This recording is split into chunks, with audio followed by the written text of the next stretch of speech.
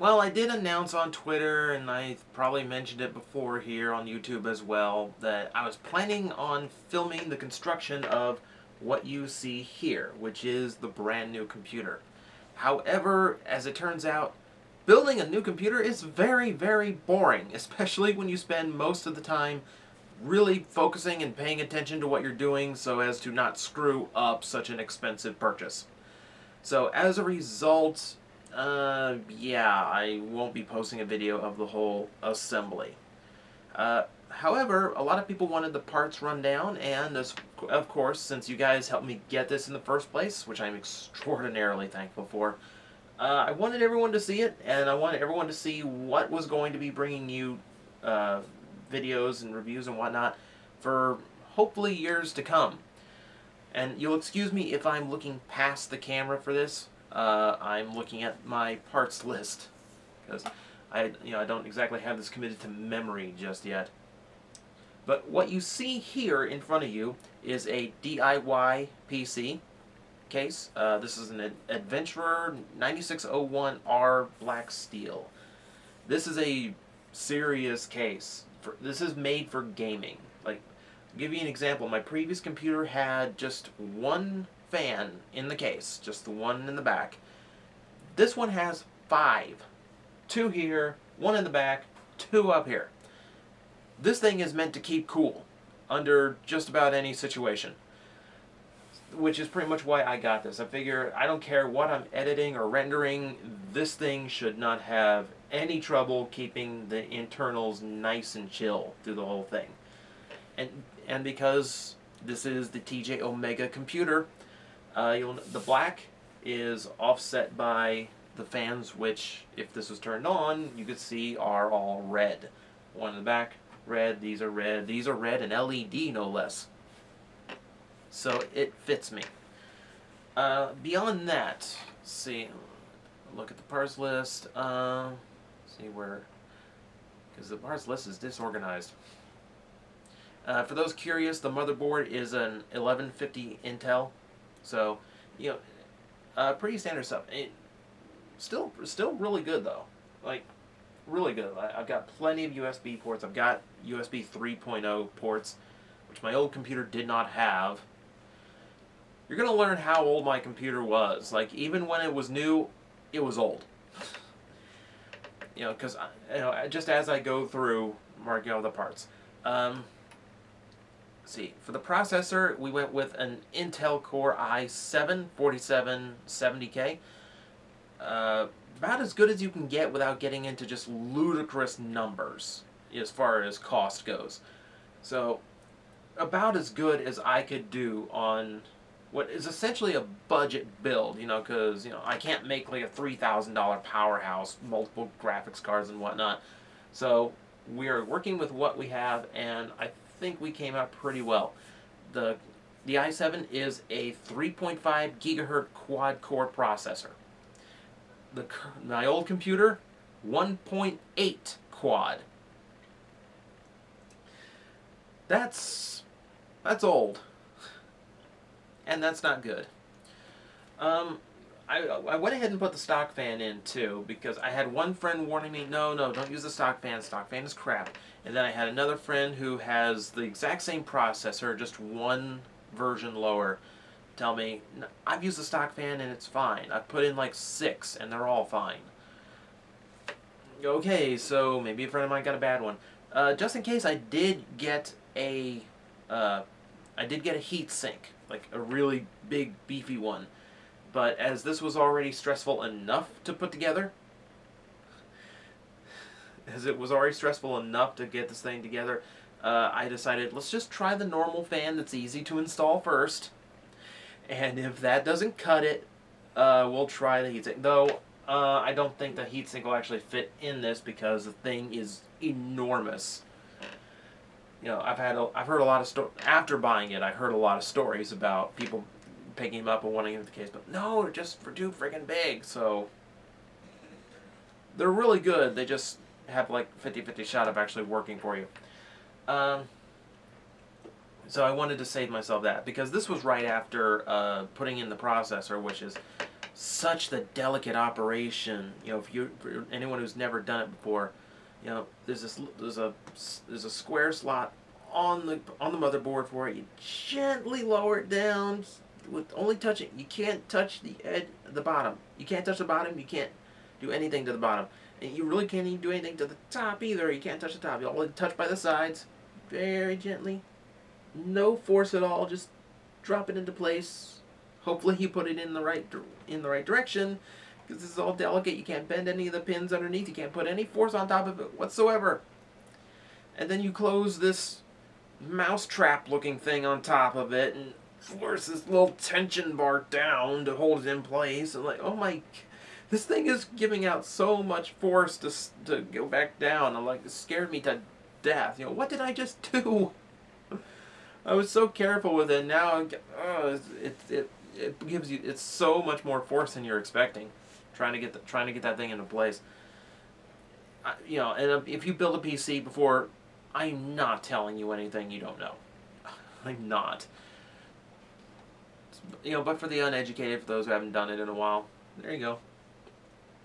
What else did we put in this thing? The graphics card we ended up going with is an XFX Radeon 7870, which is a really good card for the price. Really good stats on the card. I was a little uncomfortable going with a Radeon because I've always been a GeForce guy. You know, what few graphics cards I've always had have been GeForce. That's what I trusted. But this was me and James going over parts. You know, why did we pick this? You know, was it cost? Was it, you know, are we budgeting, or is this actually a really good part? And it's one model up from what he has, and he has really good success with his cards. So okay, I'm taking his word for it that this is going to perform the way I need it to perform. Let's see. Let's see what else. Oh, you know, we put in the power supply. That's nothing big. 750 watt. If you've never done this, the wattage has to cover every single part in here. So it's something to pay attention to. Let's see, what else? What else do we put in this thing? Hard drive wise, there's a 1 terabyte in here for main storage for all the games and all the big things, all my storage files. But for the actual boot up drive, there's a solid state in here. It's only 120 gigs, but all it really needs to hold is Windows and most likely Premiere Elements, which is the editing program I prefer to use. All of that's going to be on the solid state because that is the fastest connection you can have. You know, the motherboard is all SATA 3.0 ports. That's already immensely fast, plus the solid state, which is even faster. Plus, by the way, we're using Windows 7 Professional 64-bit, again, faster. This thing should have no trouble whatsoever with anything I throw at it for editing. You know, which is the goal here. So, I haven't really tried cracking into it yet. Well, because of course, as of this right now, I am currently waiting for Steam to finish backing up all of my games, and once it's done doing that, I will be ready to start transferring files into this and officially make this the active work computer. So until, you know, so for right now, it's still just a really pretty display item. Of course, I'm kind of known for those. What else do we put in here? Okay, we've got 2 sticks of Corsair Vengeance RAM, totaling 16 gigabytes of RAM space. Previous computer, 4. 4. That's not good. That is seriously not good. That's probably what made Premiere crash so much, trying to edit heavy files. This should not sweat it any bit. In fact, I've got like $50 in rebates coming back from parts on this thing, and the hope is that when that comes in, I'll put it right back into more RAM for this thing, bump it to 24. For video editing, there's no such thing as overkill. The more RAM, the more it can handle, the bigger the videos can be, the better the effects can be, the better I can release them for you. So the RAM is vital, and we are going to pack in as much as possible. It goes up to 32, I believe. So, who knows? I might just go screw it and go 32 right from the get-go, as soon as those rebates come in. It'd be nice. Let's see, what else do we do to it? There's other little bits and bobbles that I put in. You know, we're going with the Blu-ray reader. It's just a reader, not a burner, because I haven't burned a disc in years. Between memory cards and external hard drives, I have not needed a burner in so long. And strangely enough, I never got around to getting a Blu-ray player. So I figured as long as I've got to get a new disc drive anyway, and for an extra $30, I might as well read Blu-rays too. So that's a little bit of a personal life upgrade too, because this also plugs to my TV, which is a nice 50-inch flat screen. So, Blu-ray. Now I got to pick my first Blu-ray movie. I got to pick out the first thing I actually watch in actual Blu-ray quality. Let's see what else. Yeah, there's little bits and bobbles that came free. I got a 16 gig flash drive for free. I got 2 free games for free, which are the usual developer throw-offs. I was literally looking through the list and to be fair, there's some decent games in there, but I was looking through the list and I was looking at the quality of titles. I'm going, where's Mirror's Edge? I feel like Mirror's Edge should be in here. Because it's like there's 2 decent games and then there's just a bunch of throwaways. See, and there's other things. There's a memory card reader and whatnot and all that. I will tell you, wiring is not fun. It was about the time when I hit the wiring for this thing, I was starting to go, this is not going to be a good video. I cannot put this on YouTube. This would bore people to death even if I Benny Hill fast-forwarded the whole thing. So, skipping that. But the wiring is just so stressful because it's got to be positive, negative, the smallest little plugins you've ever seen with no help from the motherboard. It's just this big layout of pins and you have to get everything in just the right spot. That is annoying, and I don't know. It was supposed to come with a little thing that made it easy. It didn't come with a little thing that made it easy. Oh well. I will say, just as a learning experience, it was brilliant. Just to learn not only what the parts were, but why they went certain places. And I had put in graphics cards and new drives before, never something like this. So just learning all the parts, learning how they went, why you bought the type of parts you did, just brilliant. Brilliant stuff to have in my head. So I was originally going to send it to my friend James, who was picking parts with me. I was originally going to send the parts to him. He was going to ship the finished computer down to me. I'm really happy I ended up doing it myself, because I take pride not only in building a computer successfully for the first time, also I like have this knowledge I like to have. So very rewarding experience. I will tell you 2 things I learned along the way. Don't make the same screw-ups I did. Number 1, my computer is so old that it still uses the old PS2 port mice and keyboard combination. Newer systems, motherboards, they only have 1 port for that. So the keyboard or mouse has to be a USB. So yeah, 25 extra bucks for the build for a new USB mouse, which is good because it's wireless, so I can throw my editing panel up on the big screen and edit in bed if I wanted to. So I could be sick with the flu, but you know what? I can still get through videos. I can still edit. Nothing can stop me now, literally. So what else? Oh yeah, count your cables. Because I made a costly mistake because the motherboard only came with 2 SATA cables, and I needed 3. 1 for the Blu-ray and 1 for each hard drive. And unfortunately, there's only so many places around here to buy something like that.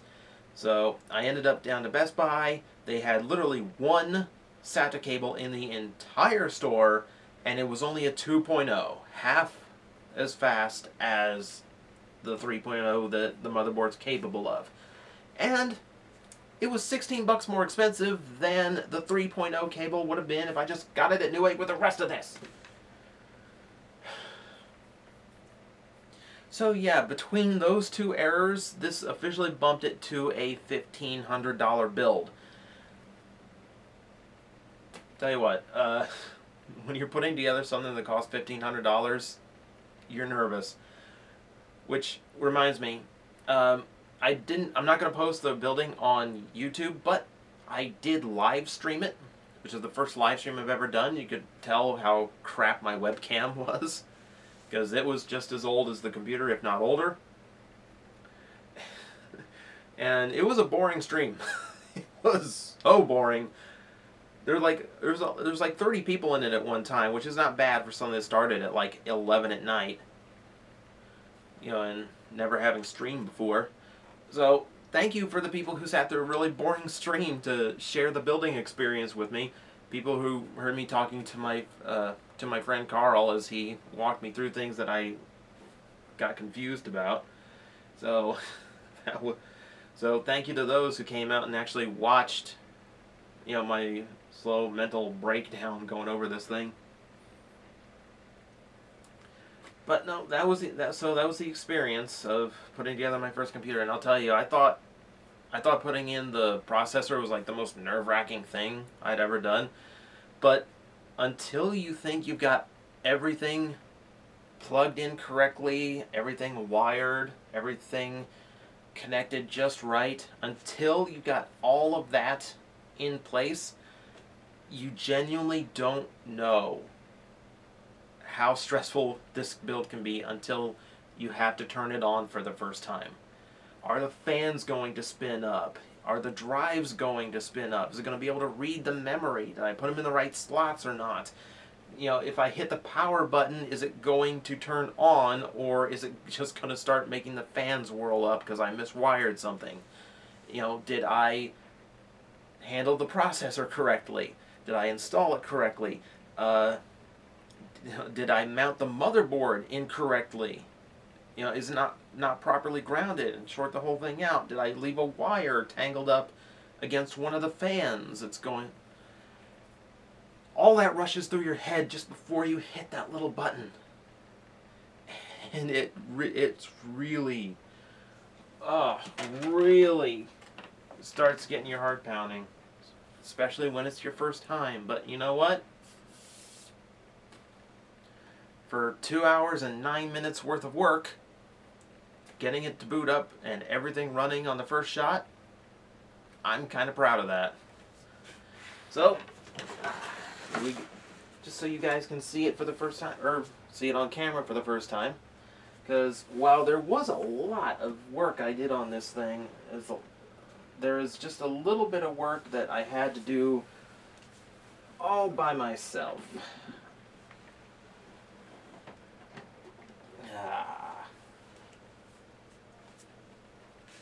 Now, I don't know if the lights will cooperate with me so you can... This. Power on.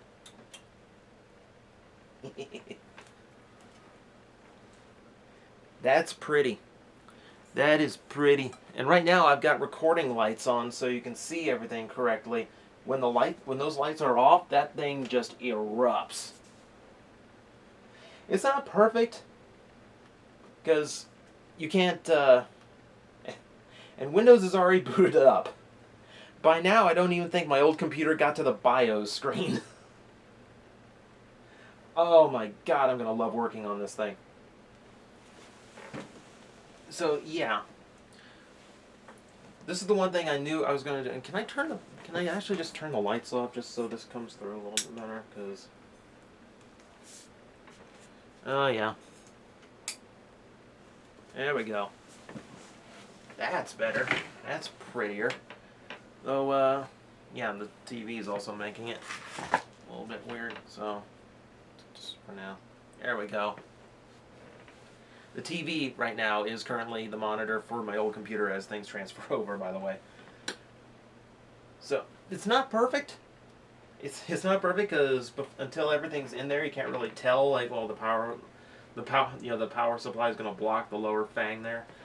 But I knew I wanted it to be like, I knew there's just no mistaking whose computer this was and what this thing was for. This is kind of my promise to myself that this is a work beast. So what you see here is, it's not a custom window. I know it matches perfect. It matches up really well. This is the stock window that came with the case. There's 2 LED bars on the sides, which I probably could have picked better lights for this, but it works well enough. What you see here is a paint mask, which is where you tape off the entire window, and then with a stencil, you cut out of the tape the shape that you want to leave clear in the window. Take the excess tape up, so only the emblem's behind, spray paint the whole thing over until light can't get through, and then peel the tape up, and left with a very clean, very pro-looking custom window for an extremely cheap price. It's a little tricky of a thing to do, but if you go about it carefully, it's actually it's a really cheap way of putting a nice custom touch on your system. I might change the lights out for something that works a little bit better for that, but I'm quite happy with how it looks.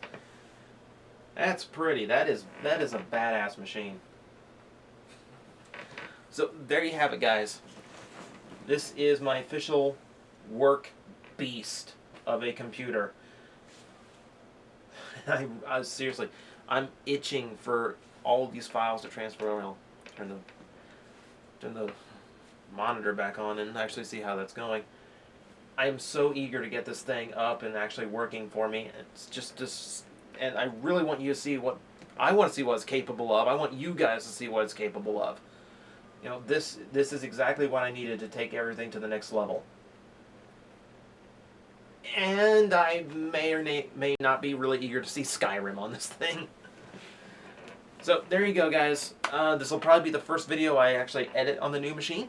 So yeah, so this will be something of, I think it's appropriate to have this vlog be the first thing that this thing edits.